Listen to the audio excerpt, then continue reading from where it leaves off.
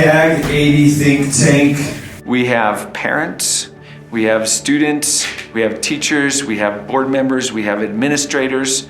In addition to that, we brought thought leaders from around the world to come in and give us different perspectives.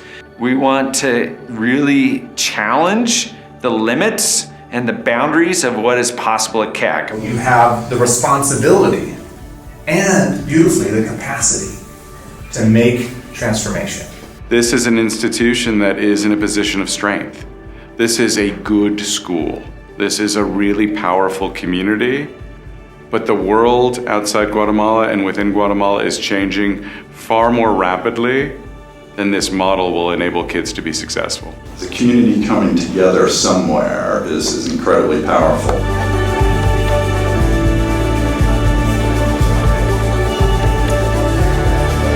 It's super fun. It's really tiring too. I think I'm using all of my brain right now.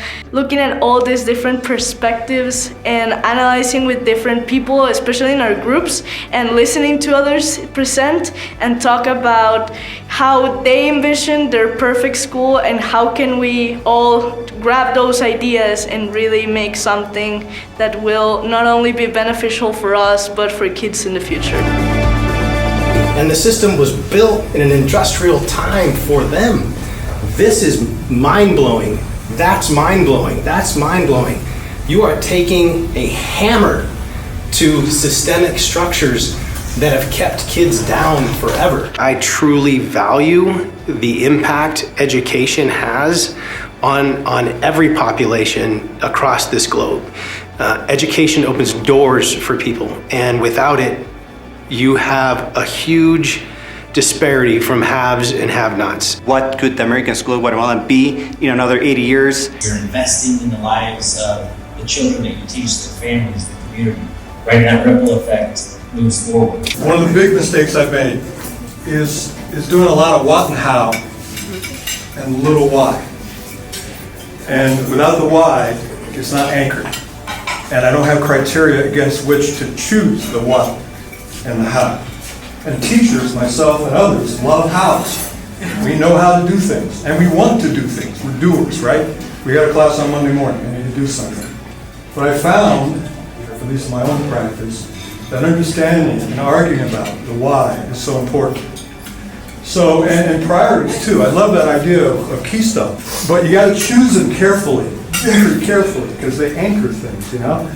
And so setting those priorities and discussing and arguing and all that sorts of things, that's so important because you'll end up with a mile wide, inch deep results. And a kid will walk across the stage and you'll have no idea really what they know and can do and care about because you had no priorities.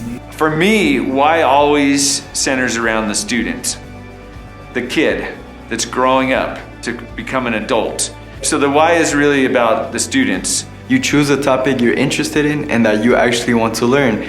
You learn to learn by yourself, and I think that's really, really important. Like a really important factor in your whole life, learning how to learn.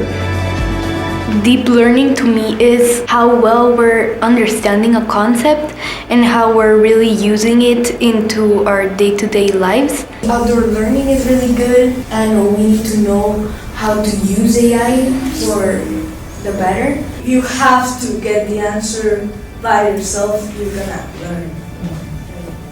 This year specifically, the past 3 months, I've had so much chance to learn by myself. And teachers actually told me I don't know, you gotta figure it out. I can help you, but you gotta figure it out. We seem to often kind of remember things in life more so when we have failed. If you're thinking about rewriting education, could you start from a point where kids are set up to fail and they have to solve their way out of it? We create policies to protect you and policies that are designed to increase engagement, but we're as adults not changing what the learning experience looks like.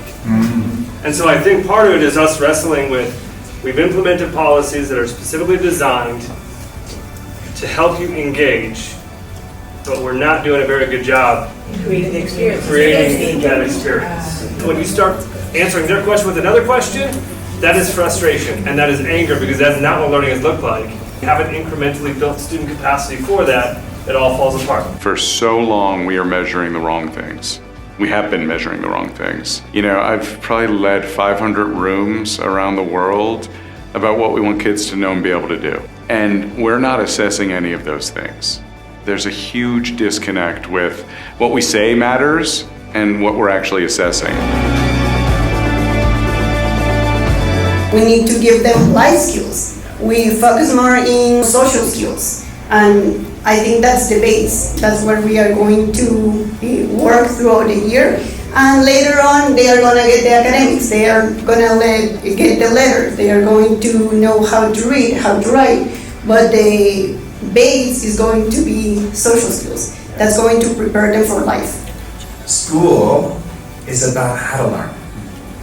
And then once we learn how to learn, we can be musicians, and we can be artists, and we can be basketball players, and we can be scientists, and we can be writers, thinkers.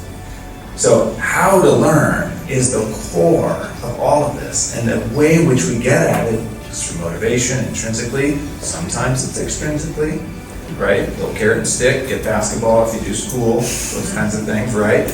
But that's what we're really here to talk about. We have this responsibility as educators to protect the essence of each student every day, to see their brilliance every day. So when they are in 12th grade, they're not worrying about what's my passion, what's my purpose, because they already know who they are and they're seen for who they are. Made me realize why is it important, like how many people go through school and they're not understood. These kids are the future of the country. Nobody is good at everything. But if you really find what you're good at and you can see how far you can push it since since school age, I think it could be very powerful. We have what we call a definition of learning, and I would say it's aspirational. And it states that we want our kids to live meaningful lives, but that we're going to be co-designers and co-learners together with students. Teachers and students working together. And maybe the term is not teacher, maybe the term is mentor or coach. But how often do we give up the control to say to a student, why don't you design your own curriculum? Those kinds of things happen when we pull back our adult assumptions of what learning has to look like. And when we think without limitation, our brain starts opening itself up to possibilities that we're very quick in our normal everyday life to say that won't work because of this and this and this. Well, stop that thinking. We need teachers to play a really different role. And I think the value proposition for teachers is really exciting. If you could facilitate a learner-centered classroom, if you could be the expert for part of the day, a guide for part of the day, a mentor for part of the day, I think it would reconnect with why so many of us got into education in the first place, to change lives, not to push paper. And the why is because the purposeful learning creates lasting impact. At the end of the day, if you fall into this rabbit hole and you really truly understand what you're learning and you want to generate something meaningful, then the outcome is going to be amazing, and it's not only going to be impactful to you, but it's going to be purposeful for the entire community that you surround yourself with.